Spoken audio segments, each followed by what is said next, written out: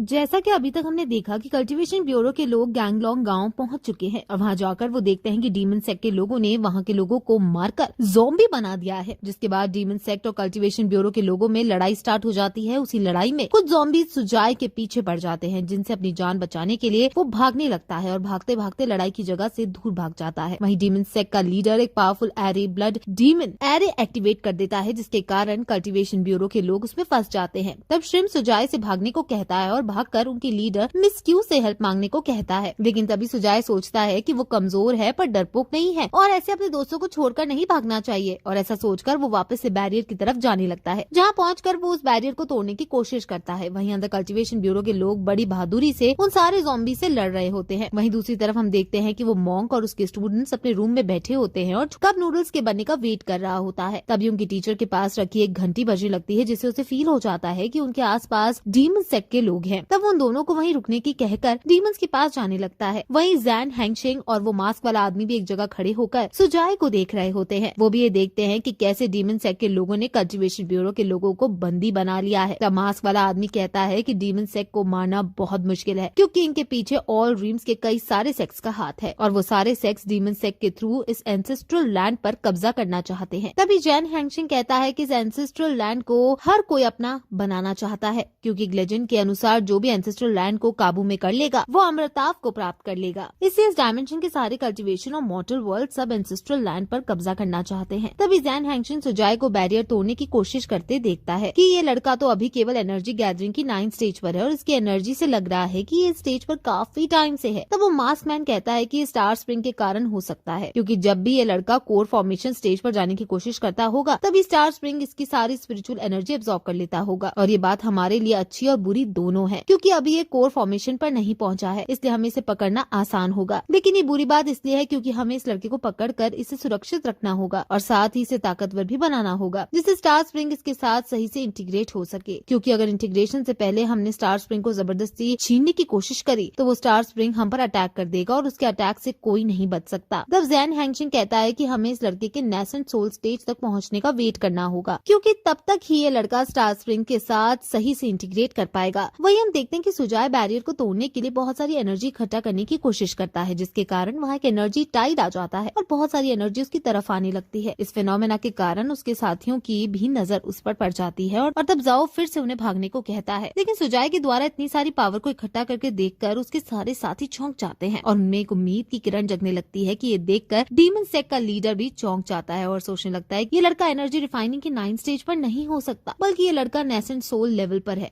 तभी ये इतनी एनर्जी एब्जॉर्ब कर पा रहा है। तभी हम देखते हैं कि सुजाय के आसपास शेन मेंगजी और यूहान के एनर्जी इक्विपमेंट, जो कि एक तलवार और इंस्क्रिप्शन लेटर है, वो घूमने लगते हैं और तभी स्टार स्प्रिंग भी अपनी एनर्जी निकालता है, जिससे सुजाय के चारों तरफ कई सारी तलवारें घूमने लगती हैं, जो एक तलवार में कन्वर्ट हो जाती हैं, जिसे पकड़कर सुजाय उस बैरियर पर चला देता है और वो बैरियर धीरे धीरे कटने लगता है। लेकिन उस अटैक के कारण वहाँ इतनी एनर्जी जनरेट हो जाती है कि आसपास की सारी चीजें डिस्ट्रॉय होने लगती है, जिससे डर के डीमन सेक्ट का लीडर भाग जाता है। ये देखकर जैन हैंगशिंग और मास्क मैन भी चौंक जाते हैं और तब उन्हें पता चलता है कि ये स्टार स्प्रिंग की पावर है, जो एक एनर्जी रिफाइनिंग 9th स्टेज के योद्धा को नेसेंट सोल के 9 लेवल जितनी पावर दे सकता है। तब वो बात करते हुए कहते हैं कि स्टार स्प्रिंग बहुत पावरफुल है, क्योंकि जो अटैक सुजाय ने किया था वो एक मामूली सा अटैक था और उसमें कोई टेक्निक उसे यूज नहीं की, और जो पावर उस अटैक से निकली है वो सारी स्टार स्प्रिंग के कारण ही है। तब हम देखते हैं कि सुजाय नीचे घायल होकर पड़ा है और कल्टीवेशन ब्यूरो के लोग उसे और वहाँ जिंदा बचे हुए लोगों की मदद करने लगते हैं। तब सुजाय वहाँ पड़े पड़े कुछ बड़बड़ाता है और जिससे कल्टीवेशन ब्यूरो के लोगों को लगता है कि वो उनसे कुछ कह रहा है कि वो लोग उसकी मम्मी को कॉल करके बुलाएं। ये बात शाहू को थोड़ी अजीब तो लगती है, लेकिन फिर वो सोचता है कि सुजाय केवल एनर्जी रिफाइनिंग स्टेज पर है और उसने अभी इतनी सारी एनर्जी चैनल की थी, जिसके कारण वो घायल है और हो सकता है कि दर्द के कारण वो अपनी मम्मी को याद कर रहा है और उन्हें बुलाने के लिए कह रहा है। तब वो सुजाय से कहता है कि हम यहाँ मम्मी को बुला रहे हैं, लेकिन वो ये नहीं बोलते कि वो किसकी मम्मी की बात कर रहे हैं। ये सुनकर सुजाय थोड़ा अजीब मुंह बनाने लगता है और सोचता है कि ये लोग पागल हो गए हैं, जो लड़ाई के बाद अपनी मम्मी को बुलाने की कह रहे हैं। इससे वो थोड़ा सा हंसकर कहता है कि तुम लोग अच्छे बच्चे हो जो अपनी मम्मी को याद कर रहे हो। तब श्रिम कहता है कि अभी सुजाय कमजोर है, इसलिए कुछ भी बोल रहा है और अभी हमें इसे आराम कर लेना देना चाहिए। तभी हम देखते हैं कि यूहान सुजाय के कमरे में मेडिटेट कर रही होती है और उसे तभी कुछ आभास होता है और उसे स्टार स्प्रिंग की एनर्जी फील होती है, जिससे उसे पता चल जाता है कि सुजाय किसी मुसीबत में है और इसी कारण से स्टार स्प्रिंग एक्टिवेट हो चुका है। तभी वो दोनों इस बारे में बात करने लगती है और कहती है कि हो सकता है कि उसका मिशन थोड़ा डेंजरस हो हो जिसके कारण ये हुआ है। और अगर स्टार स्प्रिंग एक्टिवेट हो चुका है तो सुजाय अब किसी भी मुसीबत में नहीं होगा और इससे हमें उसकी टेंशन भी नहीं लेनी चाहिए। वहीं हम देखते हैं कि वो मॉन्क अपनी घंटी के साथ डीमंस को डिटेक्ट करता हुआ उसी गांव की तरफ आगे बढ़ रहा था, लेकिन रास्ते में उसे पता चलता है कि वो डीमनिक एनर्जी एकदम से बंद हो गई है। तब हम देखते हैं कि कल्टीवेशन ब्यूरो के लोग उस गाँव से अपना काम निपटा कर वापस जा रहे हैं और सुजाय कैप्टन जाओ हू और श्रिम्प का हाथ पकड़ते हुए चल रहा है। साथ ही वो उनसे कहता हुआ चलता आता है कि तुम दोनों अच्छे बच्चे हो, चलो अब हम घर चलते हैं। जिसे देखकर बाकी की टीम हंसने लगती है और वो सोचती है कि सुजाय के दिमाग पर चोट आ गई है और इसलिए वो ऐसा कह रहा है और इसलिए वो लोग उनकी वीडियो बनाने लगते हैं। लेकिन तब सुजाय उनके साथ थोड़ा ज्यादा मस्ती करने लग जाता है तो श्रिम्प को गुस्सा आ जाता है और वो उसे एक पंच मार देता है, जिसे देखकर सुजाय उनसे पूछता है कि क्या वो दोनों इंजर्ड नहीं थे जो अब वो उसे मार रहे हैं, बल्कि वो तो इसलिए उनकी मदद कर रहा है क्योंकि उसे लग रहा है कि एनर्जी ब्लास्ट के कारण उन दोनों को चोट आई है और वो अपनी माँ को याद कर रहे हैं। ये सुनकर जाओ हू को भी गुस्सा आ जाता है और वो गुस्से में सुजाय को पकड़कर मारने लगता है और कहता है कि मम्मी को हम नहीं तुम याद कर रहे थे। लेकिन तब श्रिम्प उन्हें शांत कराता हुआ पूछता है कि तुमने एनर्जी रिफाइनिंग स्टेज पर होते हुए भी एक नैसेंट सोल के कल्टीवेटर जितनी एनर्जी प्रोड्यूस की थी तो हमें लगा कि तुम इंजर्ड हो और मम्मी को याद कर रहे हो। तब सुजाय कहता है कि उसे तो कुछ नहीं हुआ, बस उसके पैरों में हल्का सा दर्द था जिससे उनके बीच की मिसअंडरस्टैंडिंग खत्म होती है और शाहू अब भी गुस्से में होने के कारण उसे मारने की कोशिश करता है। लेकिन तभी उन्हें वहाँ किसी और की प्रेजेंस भी महसूस होने लगती है और वो सब चौकन्ने हो जाते हैं। तभी उनके आगे ज़ेन हैंगशिंग और मास्क मैन आ जाते हैं जो कल्टीवेशन ब्यूरो के लोगों से लड़ने लगते हैं और जैसे ही जाओ हू और श्रिम्प उनसे लड़ने जाते हैं तो वो मास्क मैन एक अटैक करता है जिससे वहाँ मौजूद सारे लोग दूर जाकर गिरते हैं और वो सुजाय के पीछे भागने लगते हैं। अब सुजाय उससे बचकर भागने लगता है और वो मास्क मैन उसका पीछा करता है। तब शाहू और श्रिम्प फिर से उस मास्क वाले आदमी को रोकने की कोशिश करते हैं, लेकिन तभी बीच में ज़ेन हैंगशिंग आ जाता है और उन लोगों को रोक लेता है। तभी मास्क मैन अपनी तलवार निकालकर सुजाय पर अटैक करने लगता है, जिसे देखकर ज़ेन हैंगशिंग उसे ऐसा करने से मना करता है और कहता है कि हम स्टार स्प्रिंग के मास्टर को मार नहीं सकते और अगर तुम अपनी पावर भी यूज करते हो तो भी एंसेस्ट्रल लैंड में होने के कारण यहाँ की नेचर ट्रम्प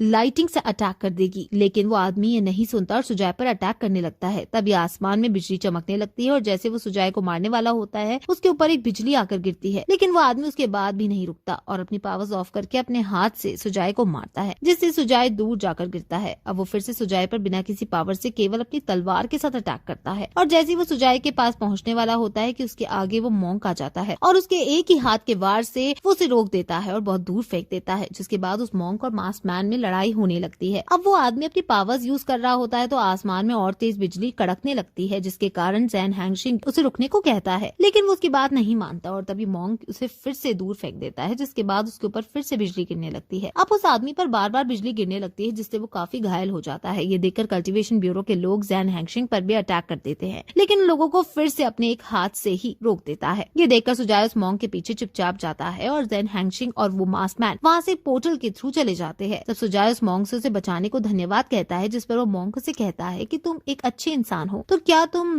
बुद्धा के वेस को ज्वाइन करना चाहते हो। ये सुनकर सुजाय सोचने लगता है कि अभी तो मेरी शादी भी नहीं हुई और ना ही बच्चे हुए, तो मैं संत क्यों बनूंगा, और ये सोचकर वो मना करने लगता है। लेकिन वो मॉन्क बार बार अपनी टेक्निक का यूज करके सुजाय को संत बनने को कहता है। तो तब श्याओ हू वहाँ आकर उस मॉन्क को बताता है कि सुजाय ने कल्टीवेशन ब्यूरो ज्वाइन कर रखा है और ये भी बुरी शक्तियों से लड़ता है। वहीं हम देखते हैं कि ज़ेन हैंगशिंग और वो मास्क मैन चट्टान पर खड़े हैं और सोच रहे हैं कि कैसे उस मॉन्क ने आके उनके प्लान्स बिगाड़ दिए। बात करते करते ज़ेन हैंगशिंग उस आदमी पर चिल्लाने लगता है, जिससे उसे गुस्सा आता है और वो फिर से अपनी पावर्स एक्टिवेट कर देता है, जिसके कारण उस पर फिर से बिजली गिरने लगती है, जिसके बाद वो दोनों वहाँ से भाग जाते हैं। वहीं जंगल में चाओ हू अब उस मॉन्क से उसका नाम पूछता है। तब वो उसे बताता है कि उसका नाम बेंचन है और वो यहाँ डीमनिक एनर्जी को ढूंढता हुआ आया था। तब वो आगे उनसे पूछता है कि क्या उन लोगों ने ही यहाँ की डीमनिक एनर्जी और डीमन सेक्ट के लोगों को हराया है। ये सुनकर चाओ हू सोचने लगता है कि जियांग सिटी यहाँ से 100 किलोमीटर दूर है और फिर भी इन्हें इतनी दूर से डीमनिक एनर्जी कैसे फील हो गई और ये इतनी जल्दी वहाँ से यहाँ कैसे गए, और वो भी बिना थके हुए। तब चाओ हू ने वहाँ हुए सारी घटना के बारे में बताता है, लेकिन वो इसमें से सुजाय की पावर्स वाली बात छुपा लेता है, जिसे सुनकर बेंचन वहाँ से उनका धन्यवाद करता हुआ निकल जाता है। लेकिन जाते जाते वो अपनी पावर से सुजाय को भी स्कैन कर लेता है। वहीं सुजाय भी अब अपने घर आ जाता है और उन दोनों लड़कियों को सारी घटना के बारे में बताता है, जिसे वो दोनों बड़ी एक्साइटेड होकर सुनती हैं। तब यू हुआन उससे पूछती है कि इतनी सारी पावर यूज करने के लिए तुम्हारे पास एनर्जी कहाँ से आई। ये सुनकर सुजाय भी सोचने लगता है और उनसे कहता है कि शायद वो एनर्जी तुम्हारे सिखाए हुए मेथड से आई है, और फिर वो उन्हें बताने लगता है कि कैसे उस पर दोनों गुंडों ने अटैक किया था और उसे एक मॉन्क ने बचाया। ये सुनकर वो दोनों लड़कियां सोचने लगती है कि सुजाय पर अब और भी लोगों का ध्यान जाने लगा है। तब वो दोनों अकेले में बात करने जाती हैं और शेन मेंगजू से कहती हैं कि सुजाय पर ऑल ड्रीम्स के लोगों की भी नजर पड़ चुकी है। लेकिन तभी यूहान उससे कहती है कि क्या तुम्हें अजीब नहीं लग रहा कि सुजाए पर बैरियर को तोड़ने के लिए इतनी एनर्जी उसके पास कहाँ से आई? जिसे सुनकर शेन मेंगजू कहती है कि शायद स्टार स्प्रिंग बहुत बड़ा ट्रेजर है, तो हो सकता है कि उसका अपना एक दिमाग हो। जिस पर यूहान कहती है कि ऐसा नहीं है, बल्कि उसे लगता है कि स्टार स्प्रिंग की इंट्यूशन के कारण हुआ है और स्टार स्प्रिंग को जल्दी ही अपनी एक स्पिरिट मिल जाएगी। ये सुनकर शेन मेंगजू चौंक जाती है और उससे कहती है कि क्या स्टार स्प्रिंग एक मैन मेड ट्रेजर है, और अगर है तो इतना पावरफुल ट्रेजर कौन बना सकता है? दोस्तों, दरअसल ये जिस स्पिरिट की बात कर रहे हैं वो असल में आर्टिफिशियल इंटेलिजेंस की तरह होती है, जो इंसानों की बनाए हुए बहुत से ट्रेजर में होती है। तब यूहान उससे बताती है कि एक अफवाह के अनुसार बहुत समय पहले एक देवता पूरे संसार में घूमकर एनर्जी इकट्ठी कर रहे थे ताकि वो एक स्टोन रिफाइन कर सके, और वो स्टोन कोई और नहीं बल्कि स्टार स्प्रिंग था। और इसी के साथ ये एपिसोड यहीं खत्म हो जाता है। इस एपिसोड में हम